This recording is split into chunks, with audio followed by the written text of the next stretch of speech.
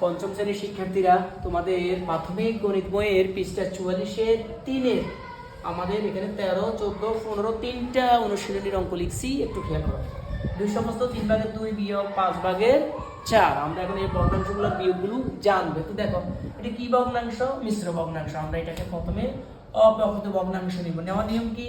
আমরা জানি হর গুণ পূর্ণ সংখ্যা যোগ লব। 3 দুগুণে 6, 6 2 8, 3 ভাগের 8 বিয়োগ 5 ভাগের 4। এবার কি করব? সমহর করব। ঠিক আছে, সমহর। হ্যাঁ, সমহর 3 আর 5 এর লসাগু হবে 15।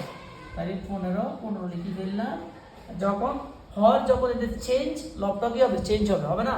তাহলে এটা কিভাবে করবো? দেখো, 3 দিয়ে আমরা 15 কে ভাগ করবো। 3 5 15, 5 পেলাম। কিন্তু 5 দিয়ে আমি 8 কে গুণ করবো, 5 8 40। এবার এই 5 দিয়ে তুমি 15 কে ভাগ করো, 3 5 15, 3 পেলাম। 3 দিয়ে তুমি 4 কে গুণ করো, 3 4 12। আচ্ছা, এবারে দিকে কি আসল? 15 আসল লসাগু 40 বিয়োগ কত? 12।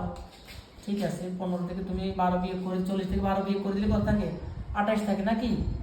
আচ্ছা, ভাগ যায় তো? হ্যাঁ, 15 দিয়ে তুমি 28 কে ভাগ করো, 15 কে 15 বিয়োগ করো, 8 থেকে 5 গেলে 3 থাকে, 2 থেকে 1 গেলে 1 থাকে। তাহলে আমরা লিখতে পারি কি? 1 সমস্ত 15 ভাগের 13। এই গেল আমাদের একটা। আমরা এবারে এটা একটু দেখবো। এটাও আমাদের পূর্ণ সংখ্যা।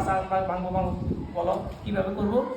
হ্যাঁ, তাহলে 3 দুগুণে 6, 6 এর সাথে 1 যোগ করো, 6 এর 1 কত হয়? 7, 3 ভাগের 7 বিয়োগ 15 ভাগের 8।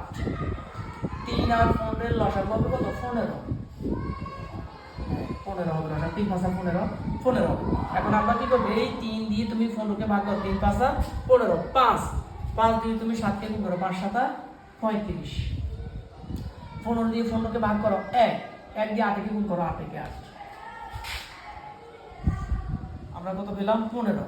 আর 35 বিয়োগ 8, 35 থেকে 8 কে বিয়োগ করে দাও।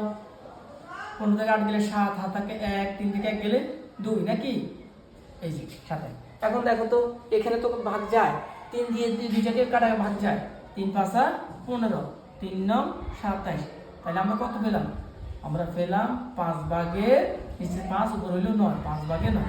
এখানেও দেখো তো ভাগ যায় তো। হ্যাঁ, লব যখন বড় ভাগ যাবে। 5 একে 5, 9 থেকে 5 গেলে 4। তাহলে আমরা এখানে লিখতে পারি 1 সমস্ত 5 ভাগের 4। ঠিক আছে, আমরা এবারে এটা দেখবো। এটা দুইটাই মিশ্র ভগ্নাংশ। আমরা দুইটাকে ভাগ করবো। 3 12 36, 36 এর সাথে 7 যোগ করো, 37 38 39 40 41 42 43। তাহলে আমরা এখানে দিলাম 12 ভাগের 43 বিয়োগ। এবারে এটা করো, 6 একে 6, 6 এর সাথে 5 যোগ করো, 11। তাহলে আমরা দিলাম 6 ভাগের 11। এখন 12 আর 6 এর লসাগু কত হবে? 12 হবে। হ্যাঁ, তাহলে 12 বিয়োগ, এখানে আমরা 12 লিখলাম। ওকে, এবারে এই 12 দিয়ে তুমি এই 12 কে ভাগ করো, 12 দিয়ে 12 কে ভাগ করলে কত হয়? 1 হয়। 1 দিয়ে তুমি 43 কে গুণ করো, 43 কে 43। আবার এই 6 দিয়ে তুমি 12 কে ভাগ করো, 6 দুগুণে 12, 2 দিয়ে 11 কে গুণ করো, 11 দুগুণে 22। ঠিক আছে, আমরা এবার এই কাজটা করে ফেলবো। হ্যাঁ, কত পেলাম আমরা? এখানে লিখলাম 12, 43 বিয়োগ কত? 22। বিয়োগ কাজটা করো। 3 থেকে 2 গেলে 1, 4 থেকে 2 গেলে 2, 12 ভাগের 21। তাহলে দেখা যায় এখানেও ভাগ যাবে নাকি? তাহলে আমরা 12 দিয়ে 21 কে 3 দিয়ে যাইতো, 3 4 12, 3 7 21। তাহলে আমরা এখানে লিখতে পারলাম 4 ভাগের 7। এখন দেখা যায় 4 দিয়ে 7 কে ভাগ যায়, লব 4 একে 4, 7 থেকে 4 গেলে 3।